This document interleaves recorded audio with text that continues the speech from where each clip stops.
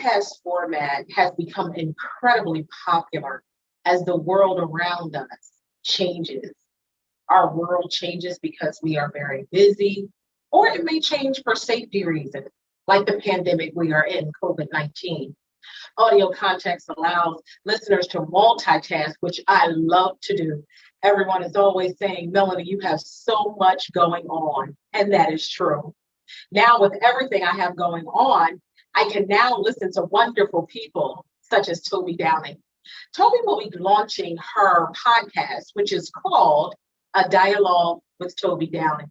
Her podcast will have thoughtful and brave discussions that explore political and social issues, as well as pop culture, current events, and sports. Please join me in welcoming Tobi Downing. Welcome to the show, Tobi.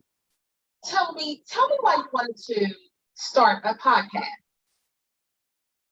So the main reason I wanted to start a podcast is because I have a lot of ideas and opinions, and I have worked in spaces where I haven't always been heard. And so I wanted to create a space where I can speak unapologetically and authentically about the things that matter to me while centering who I am as a Black woman, mother, anti-violence worker, citizen, whatever, all of that. I wanted a space where I can speak about issues and things that matter to me in really honest ways. Okay, so tell me what line of work you are in. So, and the reason I ask that is because you being the executive director for Northwest Victim Services, I try to stay very neutral in a lot of the current events that take place, because people analyze what you say and what you do. Will that be a factor with your podcast? No, and it will be a point as I ask folks to participate in some of the conversations. Those things will be considered. So I've worked in over 20 plus years in victim services in many capacities, state, national, and local, and within a city government. And a lot of the reason why I wanted to do a podcast is because of the level of inauthenticity you're allowed to express in some of those spaces. In terms of, and I call it calling in, not calling out, but calling in some of the hypocrisies and some of the dynamics that I think don't better serve the families and the communities we serve, in particular communities of color and Black families and Black communities. So for me, long term, being in a space where I would not be allowed to authentically express myself would be and has been an issue. So while I think that I know that there will be people who would find things that some of my opinions and some of the things I would talk about as controversial, therein lies my issue and why I want to have the podcast. Some of the things I think speaks to humanity and it's not controversial. Okay. And we're in a space where neutrality is, we're in a place where we can't be neutral about everything. Right. We need to be fair and deliberate and intentional, but not neutral. Okay. And I love the fact that you say that you want to have brave conversations. And I truly believe that is missing when we discuss so many issues that are affecting many people, including me. Do you have any idea what guests you will have on your show to have those brave conversations without holding back any punches? And I probably won't be one of them, Tobi. I'm just saying. Right. No, I get you. So I do have some ideas about a few folks. They don't know me yet, so I don't think I can say their names. But I can talk about some of the topics. Okay. And I can give you an idea. Some of the topics I would like to talk about is racial trauma and anti-violence movement and the anti-violence movement. and what it means to work in nonprofit spaces and experience racial trauma. That's one of the topics. Public policy that's rooted, how do we unpack public policy that's rooted in a history of white supremacy, not just a history, a currentness of white supremacy. And how do we do that in ways that's productive and that can move us forward? I think some of my struggles with some of these conversations is that it feels like it's adversarial, but it's not. I feel like anyone who knows me knows, although I'm biased, I'm like the sweetest person ever. And so I'm just speaking from a place of truth. I'm not speaking from a place of othering and divisiveness, but it is from a place of claiming space, claiming equal space and equal validity in those spaces. And so I know I've worked many years in city government in affecting public policy and having my voice marginalized, having the work, the fruits of my work co-opted, but my voice marginalized. So, I mean, I think it's really important, and I'm at a place where I think it's really important to be able to speak to that. I mean, if not now, when? Like, when will I ever say these things? When will I mean, I've said these things, but publicly, like in a broader platform. And so I really want to normalize these conversations and not have it feel like when we talk about state funding or policing, that if I have a critique, that it's somehow anti whatever it is I'm talking about. When at the end of the day, me, my family, and the community that I live in are oftentimes the most impacted by a lot of the things that happening. Right. So there's a personal element to podcast.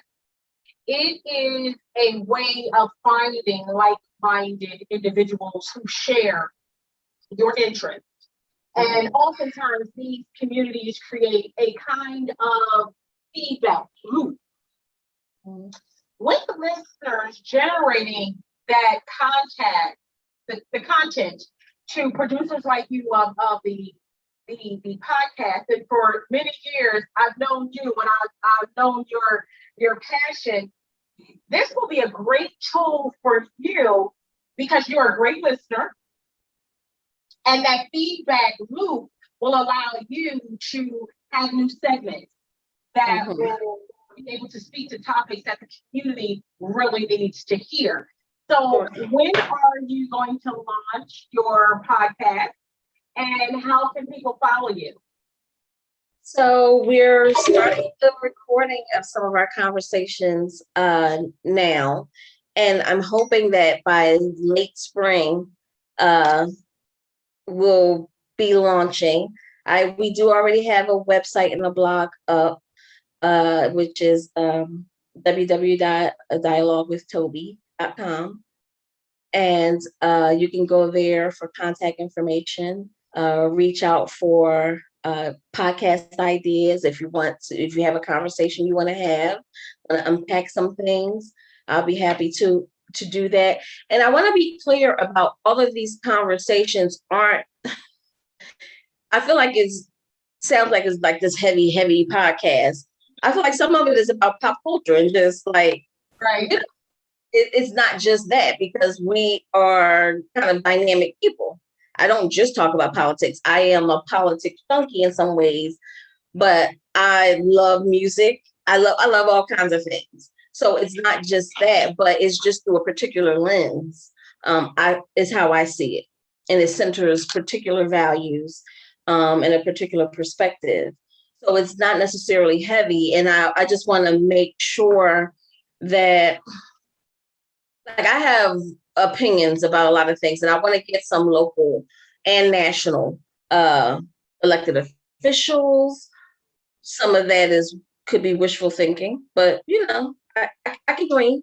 So and ask the questions I want to ask that I know lots of people who think like me want to ask, but maybe are in positions where I know I've spent many years in positions where I've worked space where I did not have access to the very people I was working for.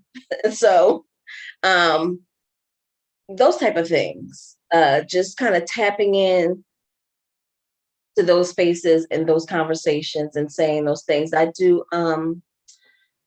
So yeah, I think that definitely guests, folks reaching out. We do, on the website there is a information, a contact box where you can share information or request information.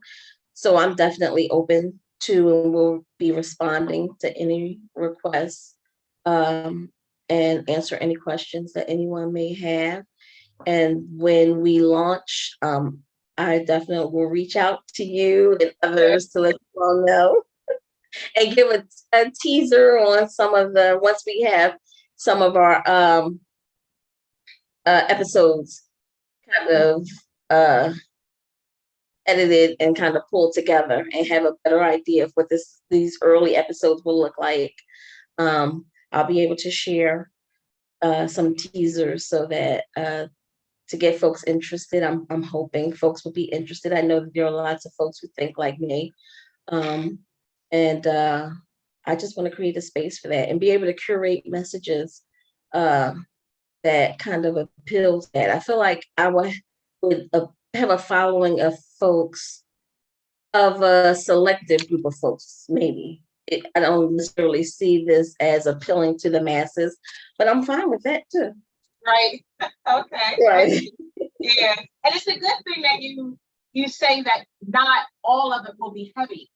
Right. Because like in the line of work that I'm in, you being in victim services, at that end of the day, I need something so silly.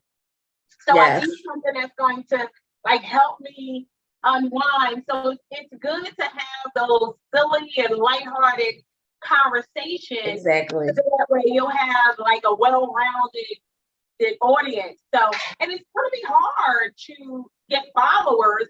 So you're going to have to think of like some really unique topics because I think a podcast, social media, you know what I mean? It's so popular today. So, but I wish you all the luck.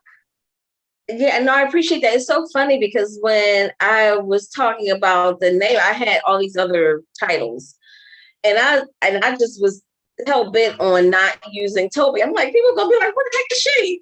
Like, like what?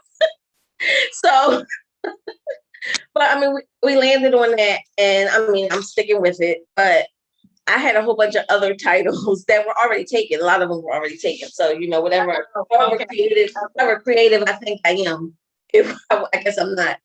And some stuff just based on who I am. It's funny. It wouldn't be easily, like folks wouldn't necessarily pick that up. Like even the title is kind of an ode to a dialogue between Nikki Giovanni and James Baldwin. Nobody knows that, but it's like that's how my brain works. And so, okay. They had this dialogue. Who helped you pick out your title? Well, I had a group. I'm part of another podcast, so I had a group of people who supported me in the early parts. I'm running it now, but I had a team that Adrienne, I should say her name because she's been really supportive, and my ACM, a Change Mind podcast team members who were really supportive. I mean, I had suggested that we do a podcast, and we've been doing that podcast about a healing journey because I had come off a really rough year, and but I had always wanted to do a podcast that was focused more on my interests.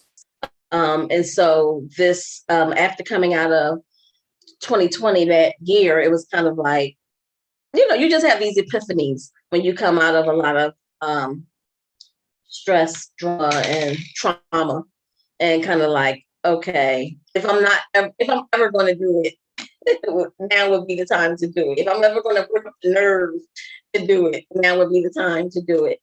And so that group was really helpful in bouncing off ideas on that, and just the kind of a dialogue with Toby's because other things didn't stick and other things seemed too obscure. It was too much in my head.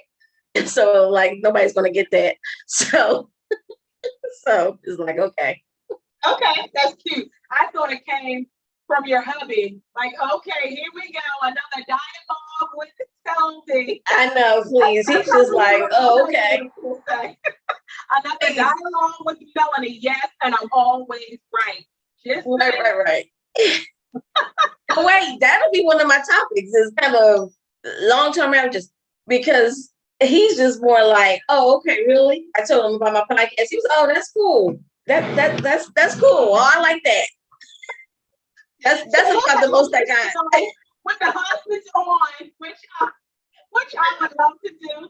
So for the viewers, Toby's husband, which is Winston, and my husband, Andre, who were terrorists, not terrorists like that, but terrorists of Mount Airy back in the day. They both grew up together. So we would love to have them on the show and ask them. That would be hilarious. We would be doing all the talking. He said that. So, well, Toby, I wish you all the luck in the world. So Thank you. Give viewers your contact information, your social media pages, so they can follow you. So I am on Instagram at A Dialogue with Toby. I'm on Twitter at A